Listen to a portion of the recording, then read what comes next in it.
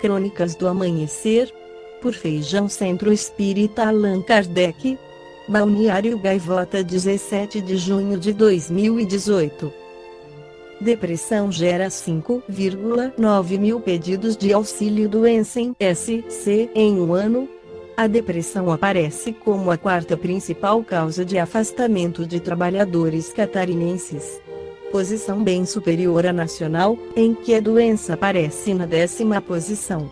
Se somados os episódios isolados e recorrentes, a depressão gerou 5,9 mil auxílios-doença em 2017 em SC.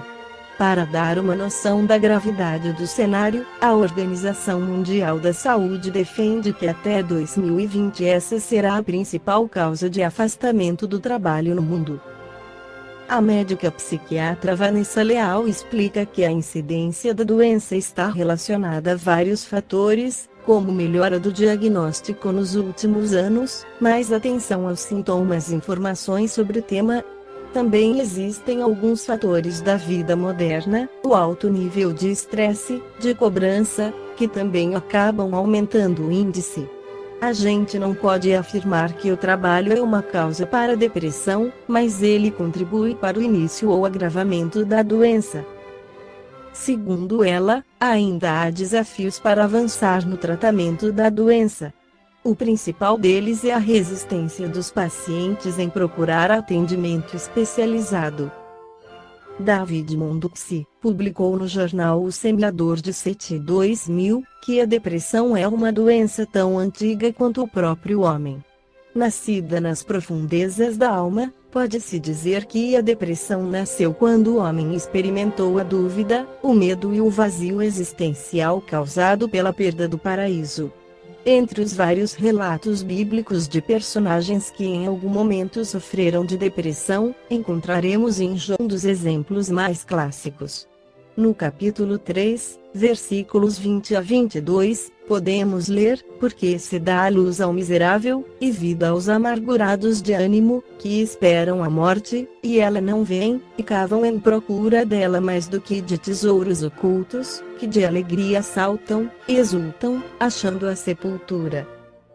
Entre os apóstolos de Jesus, Pedro e Judas experimentaram a depressão em circunstâncias distintas e com repercussões diferentes. Ao longo da história, muitos foram aqueles que sofreram com a depressão: Shakespeare, Beethoven, Lincoln, Fernando Pessoa, Virginia Woolf, Hemingway, M. Monroe, Lady Di e outros. É difícil obter-se números precisos sobre a doença, contudo estima-se que 5% da população mundial seria de pessoas depressivas. A depressão é a quarta doença mais comum entre a população geral segundo a Organização Mundial da Saúde (OMS), sendo 2 vezes mais frequente no sexo feminino. A depressão pode afetar pessoas de todas as faixas etárias e condições socioeconômicas e culturais, sem distinção de raça ou credo. O suicídio é responsável por 15% das mortes de pessoas deprimidas.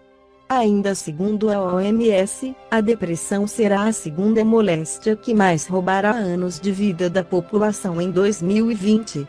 Como ainda não surgiu nenhum tratamento preventivo, estima-se que a cada ano surgirão mais 2 milhões de novos deprimidos clínicos por ano no mundo. No Brasil, calcula-se que existam 10 milhões de sofredores patológicos. A depressão é classificada como um transtorno do humor.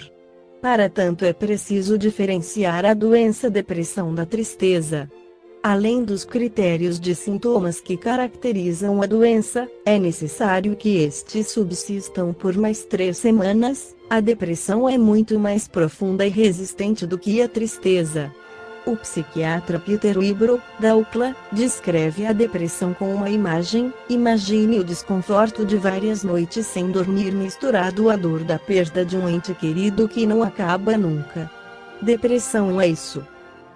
A depressão é vista como uma doença de múltiplas causas. Em se considerando que a doença depressão é, também, denominada doença da alma, podemos entender que as causas estão diretamente relacionadas com o perfil psicoemocional do indivíduo. A alma, ou o espírito, é que se apresenta doente. Em termos puramente psicológicos, encontramos as raízes da depressão em comportamentos imaturos, no materialismo, nas perdas de qualquer natureza, nos ressentimentos e na culpa. A imaturidade psicológica pode ser vista nos comportamentos de pessoas que se negam a crescer e assumir responsabilidades. Tal comportamento foi descrito como sendo uma síndrome de Peter Pan, onde o ser foge para um mundo ilusório a fim de não ter de arcar com as responsabilidades do dia a dia. A qualquer momento evita tomar decisões, tomar atitudes ou posturas resolutivas ante os problemas. A imaturidade psicológica reflete um espírito cristalizado em um padrão comportamental infantil, sonhador.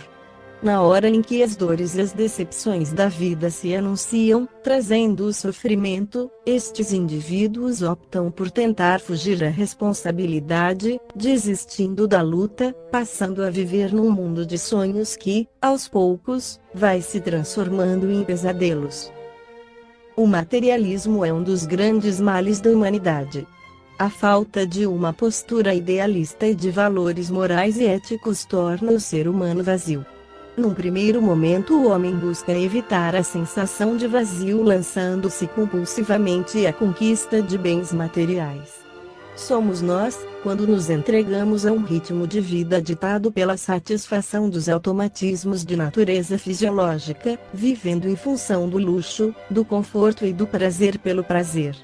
Esquecendo-nos dos ideais que elevam a alma ao Criador, ficamos vazios, vazios de amor, vazios de solidariedade, vazios de paz.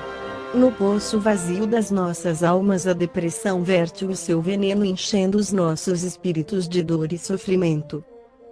O apego excessivo às coisas e às pessoas à nossa volta contribui para agravar os sintomas depressivos. Na Gênesis, capítulo 3, versículo 19, lemos que do pó viemos e ao pó retornaremos. Se auscultássemos a palavra divina e dirigíssemos a nossa vida por ela, muitas dores poderiam ser evitadas. Mas à medida em que vamos saindo do berço para ocuparmos o nosso lugar na sociedade, passamos a cultivar o ter, o desejo de possuir. Este apego ao sentimento de posse, tanto das coisas materiais como das pessoas, será a causa das nossas mais terríveis dores. A incapacidade de lidarmos com as perdas que farão parte das nossas vidas pode se constituir num grande fator gerador da depressão. A culpa e o ressentimento guardados em nossos corações destroem a possibilidade de sermos felizes. Todo sentimento de culpa é lixo inútil que carregamos ao longo da vida e que acaba sufocando a nós próprios e, como tal, não serve para nada. O ressentimento, além de ser lixo, é ainda mais perigoso do que a culpa, posto que este último é lixo tóxico. Ressentimento significa sentir novamente, ficar recordando. Tudo bem, se nós ficássemos a recordar ou a ressentir coisas boas, coisas alegres. Mas com frequência esquecemos rapidamente de nossas alegrias para nos dedicarmos a relembrar e a ressentir as nossas dores. Em recordando um fato doloroso, eu passo a sentir novamente a mesma dor que vivenciei no passado. O ressentimento, como tóxico que é, corroe nossas almas. Se vimos as causas da depressão, é preciso que vejamos quais as suas consequências. A depressão pode ser extremamente devastadora para o doente e para todos aqueles que convivem com ele. O depressivo compromete o seu sistema imunológico, tornando-se alvo fácil de outras doenças que, aproveitando a fragilidade do indivíduo, tomarão conta do corpo. A depressão pode ser a porta de entrada para muitas outras doenças físicas, como as úlceras gástricas, problemas hepáticos ou intestinais, como por exemplo, a constipação crônica, problemas cardíacos, infecções, doenças degenerativas e até do câncer. A depressão é uma das principais causas do suicídio, sendo este a mais terrível consequência. A doutrina espírita nos ensina que o suicídio, ao invés de ser a solução dos problemas que nos afligem, é causa de maiores dores e sofrimentos. A depressão não fica restrita ao paciente depressivo, ela se estende por todos que compartilham do ambiente doméstico. Sendo assim, a depressão é um fator de desagregação familiar. O comportamento depressivo faz com que o ser se afaste das pessoas, torne-se relaxado com as obrigações em relação ao grupo, afaste-se do trabalho, chegando por vezes ao abandono do mesmo, que acarreta novos e maiores problemas para o núcleo familiar. Como então poderemos nos livrar da depressão? Qual é o tratamento ou tratamentos de que dispomos para nos livrarmos desse mal? Os tratamentos para a depressão são tão variados como as causas das doenças. É preciso que em primeiro lugar queiramos nos curar.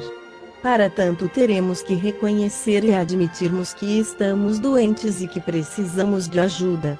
Esta tomada de consciência da nossa própria condição como doentes é o primeiro tratamento ao nosso alcance. Quando nos conscientizamos da nossa verdadeira condição, criamos em nossos espíritos as condições de cura.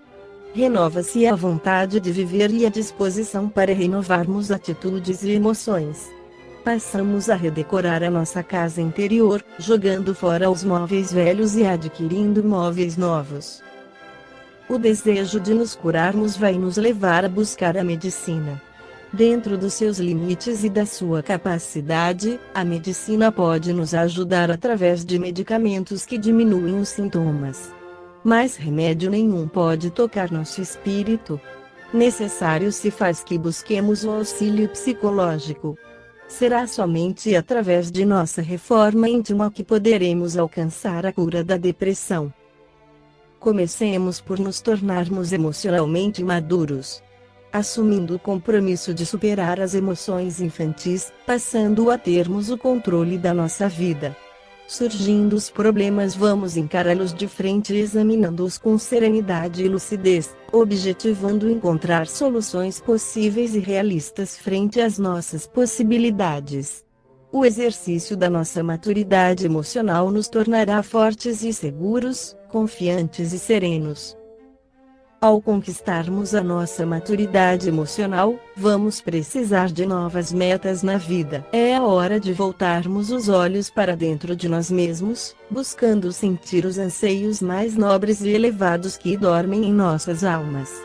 Vamos em busca da nossa realização interior, conquistando valores morais e éticos. Esta é a hora de nos voltarmos para o sentimento religioso e de retomarmos o diálogo com o Pai Criador. Maduros em comunhão com o Pai, vamos entender que as únicas coisas que realmente nos pertencem são os tesouros da alma. Seguindo as palavras de Jesus narradas por Mateus, capítulo 6, v. 19-21, não percamos tempo juntando tesouros na terra, onde a traça e a ferrugem destroem e onde os ladrões roubam. Busquemos ser e não ter. Desta maneira as perdas dos bens materiais e do status social não nos afligirão, pois são riquezas que vieram da terra e a ela pertencem. A comunhão com o Pai vai nos fazer compreender que o espírito é imortal e que o ente querido perdido será reencontrado em breve. Para aqueles que amam verdadeiramente não existe separação. Agora, mais fortalecidos e renovados, é o momento de nos livrarmos daqueles lixos velhos que pesam em nossas almas. Vamos passar a limpo os sentimentos de rancor, de mágoas e as culpas. Através do esquecimento vamos nos livrar dos ressentimentos, voltando a nossa atenção para o futuro e para todo o bem e felicidade que podemos construir em nossas vidas a partir de hoje, de agora. Livres de ressentir as dores velhas, estamos prontos para o perdão, que será como bálsamo divino a derramar-nos o coração e nos acalentando. Livre das culpas, aprenderemos a ver os erros que cometemos no passado como um ensinamento doloroso. Vamos aprender, então, que o erro foi formar mais útil e fácil ao nosso alcance para aprendermos como não devíamos fazer alguma coisa. Agora que aprendemos como não fazer, lancemo-nos novamente ao trabalho e à vida fazendo a coisa de maneira certa.